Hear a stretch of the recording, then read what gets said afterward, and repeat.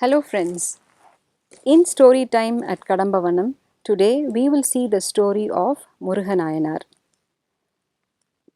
In the fertile Chola country, made holy by the presence of the river Kaveri, in the town of Tiruppugalur, there lived Muruganayanar.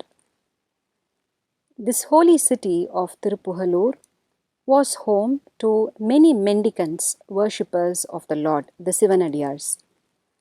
Thanks to the holy ashes that glimmered on their bodies and shone through, Sekira describes that even the nights at Tiruppugalur were made bright.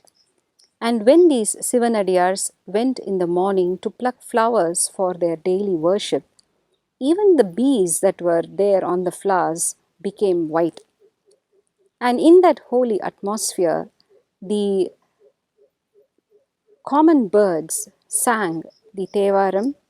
He talks of the home bird, the mynas, and also talks of how the honeybees also worshipped the Lord in their own way.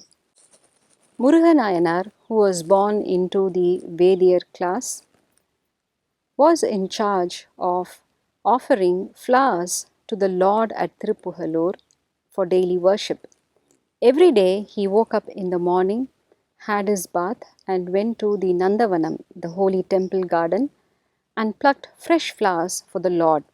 He plucked flowers from the trees, from the plants, from the creepers, and those that were waterborne, like the lotus, and sorted them out into different categories for worshipping the Lord during different periods of the day.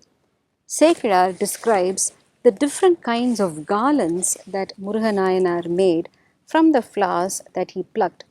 There were garlands to be worn around the head of the Lord, on his neck, on his shoulders, on his arms. All these are described in great beauty and detail. So Muruganayanar prepared all these garlands and took it to the temple 4 times a day and offered it to Lord Shiva and worshipped him with the Panchakshara mantra, the Namachivaya mantra. Muruganayanar was a contemporary of Thiruñana Sambandar and Thirunavukarasar, the two great holy saints of the Saivite tradition. He had the great divine opportunity of being friends with Thiruñana Sambandar, and during the period of Thiruñana Sambandar's wedding that took place in Tirunallur Perumanam, the detailed version of which we will see when we see the story of Thiruñana Sambandar himself.